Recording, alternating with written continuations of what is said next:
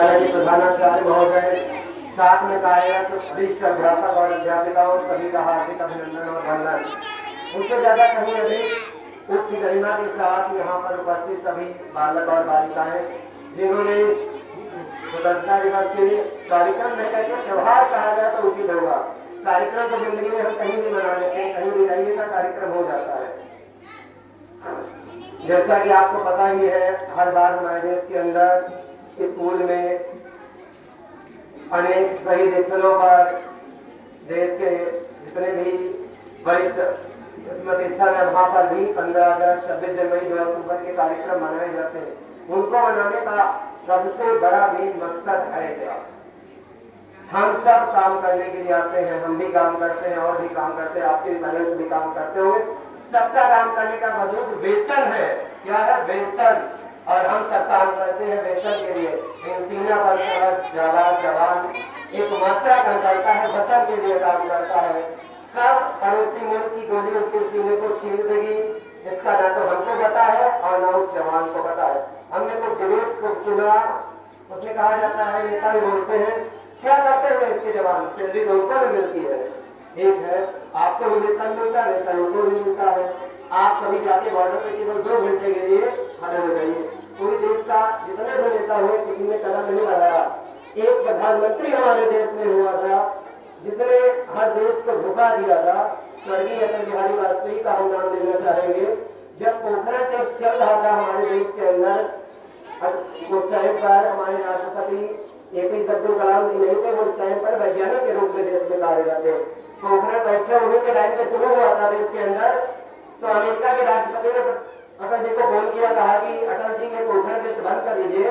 पाकिस्तान ने धमकी दी हमको कि भारत में पोखरण टेस्ट करता रहेगा तो हम परमाणु अटैक करके और भारत को समाप्त कर देंगे। तो उसके जवाब में अटल जी ने उसी टाइम पर कहा था राष्ट्रपति साहब, पाकिस्तान को बता दीजिए यदि भारत आधा खत्म होगा तो सुबह का भोर जब देखेगा दुनिया में पाकिस्तान नक्शे से गायब हो जाएगा। तो उसी के लिए 4 लाइनें कहता हूँ। वो समर्पित वतन पे वो मन चाहिए, वो से आजाद जैसे रतन चाहिए, हो के बलिदान कर जन्म लेना पड़े, मेरे भारत के जैसा वतन चाहिए। प्यार माँ जैसा हो वारी गंगा मिले, ना मिले लूट और ना ही गंगा मिले, है तमन्ना मरो तो बस तिरंगे के लिए, मन पर कफन बस तिरंगा मिले। कई बार हमारे देश में आजादी की कई मुहिम थी, उसे टाइम पे बहादुर शाह जफर का नाम आता होगा, आप सभी ने पढ़ा हुआ किताबों में। 88 साल की उम्र में बहादुर शाह जफर रंगून की जेलों में अंग्रेजों ने कैद करके रखा था। तो एक अंग्रेज अधिकारी ने बहादुर शाह जफर को एक चिट्ठी लिखकर भेजी, कहा दम दमे में दम नहीं है, खैर मानो जान की, अब जफर झुकने लगे शमशीर हिंदुस्तान की। तो उस बूढ़े शायर बहादुर शाह जफर के पास कोई पन्ना नहीं था, कुछ भी लिखने के लिए नहीं था, तो उन्होंने कील उठाई, वहीं में पड़ी थी, उसमें 2 लाइनें और शुमार की, दम दमे में दम नहीं है, खैर मानो जान की, अब जफर झुकने लगी शमशीर हिंदुस्तान की। तो बहादुर शाह जफर ने लिखा, गाजियों में जब तलक, गाजियों में जब तलक भूल है हिंदुस्तान की, तक से लंदन तक चलेगी तेज हिंदुस्तान की। हम उस देश में पैदा हुए जहाँ ऐसे जाबाजों ने जन्म लिया, इन चंद समय के लिए हमें विभाजित कर दिया जाता है।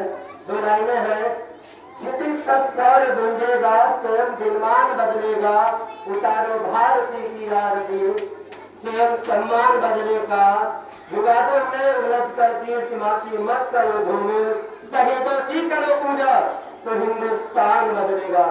एक हमारा पड़ोसी देश पाकिस्तान है, जो अभी उसने एक स्ट्राइक करी थी पहलगाम में, हिंदुओं से पूछा था कि आप धर्म बताइए, और उसके बाद उन्होंने हमला किया। तो उसके लिए है, पाप की नापाक सोच और ना इरादे ने, संभला नहीं तो एक दिन पछताएगा, भारत के शौर्य का जो ले रहा है इम्तिहान, परिणाम ऐसा होगा झेल नहीं पाएगा।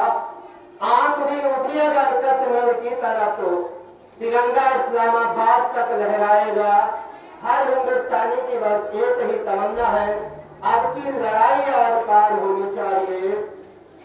अंतिम एक चुनौती भेजो सीमा पार पड़ोसी को, अंतिम एक चुनौती भेजो सीमा पार पड़ोसी को, गीदड़ कायरता न समझे सिंहों की खामोशी को। हमको अब भी अपने खट्टे मीठे बोल बदलना आता है, इस दुनिया का तो बुरा भूगोल बदलना आता है। भारत जिस दिन आतंकों पर पूर्ण विजय पा जाएगा, पाकिस्तान उस दिन मेरे चरणों में आ जाएगा।